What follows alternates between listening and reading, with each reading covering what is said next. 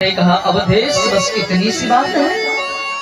अरे आज तक आपने कभी मांग ही नहीं किया और आज मांग कर रहे हो तो सुनो, तुम एक पुत्र की चाह करते हो ना, सुनो तुम्हारे यहाँ एक नहीं चार पुत्र का जन्म होगा। ये तुम्हारे गुरु का वचन है, ये तुम्हारे गुरु का विश्वास बोल रहा है। तुलसी बाबा लिखते हैं विश्वास गुरु वशिष्ठ ने कहा कि धरहु धीर कोई है सुतचारी त्रिभुवन विदित भगत भय बेटा देश तुम्हारे यहाँ चार पुत्रों का जन्म होगा, ये तुम्हारे गुरु का वचन है।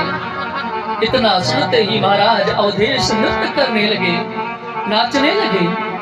गुरुदेव मुझे विश्वास है, क्योंकि गुरुदेव मैं जानता हूँ एक बार ब्रह्मा जी की लिखी हुई वाणी गलत हो सकती है, लेकिन आप जैसा संत, आप जैसा गुरु जिसके ऊपर मेहरबान हो जाए उसको ब्रह्मा भी नहीं काट पाते।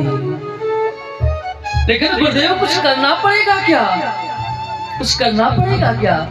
महाराज दशरथ से वशिष्ठ ने कहा राजन इसके लिए एक यज्ञ करना पड़ेगा।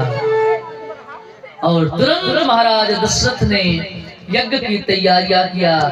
जो आज मखौड़ा है जहां पर कनखल नदी बह रही है वहीं पर यज्ञशाला बनाया गया। बड़े बड़े आचार्यों को बुलाया गया, बड़े बड़े वेद पाठों को बुलाया गया और उस यज्ञ के आचार्य श्रृंगी ऋषि को बुलाया गया और यज्ञ कराना चालू हो गया, यज्ञ होना प्रारंभ हो गया। तुलसी बाबा लिखते हैं कि श्रृंगी ऋषि वशिष्ठ बुलावा पुत्र काम शुभ यज्ञ करावा।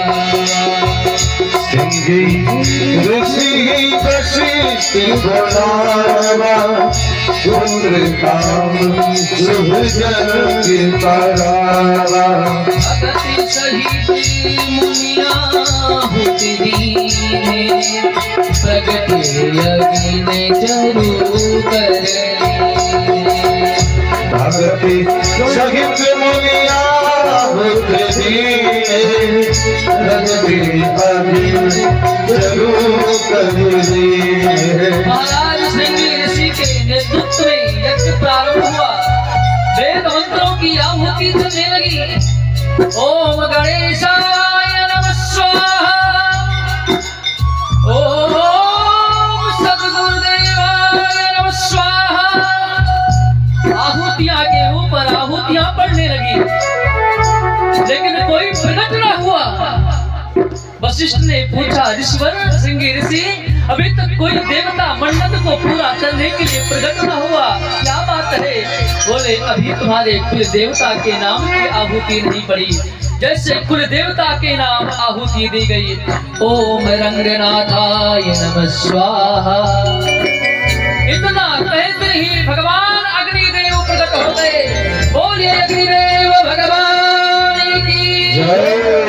और तुलसी बाबा लिखते हैं कि प्रगटे अग्नि चालू करनी है, प्रगति अग्नि चालू करनी है। भगति सहित मुनिया हुति दीने। भगति सहित मुनिया हुति दीने।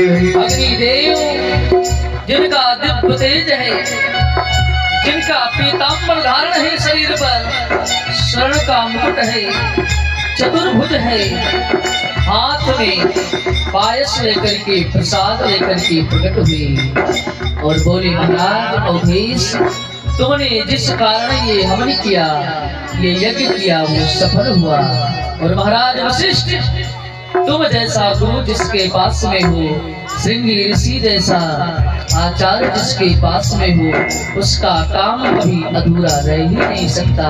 और कहा गुरुदेव इसको लो, दशरथ को दो और अपने रानियों को यथावत इसको बांट दें, समय आने पर उनको संतान की प्राप्ति होगी। तुलसी बाबा लिखते हैं महाराज अग्निदेव ने कहा कि यह विवाह जाई गाधी देवन जाए जथा जोग जही भाग्य बनाए जदा जोग जही भाग्य बनाए यहाँ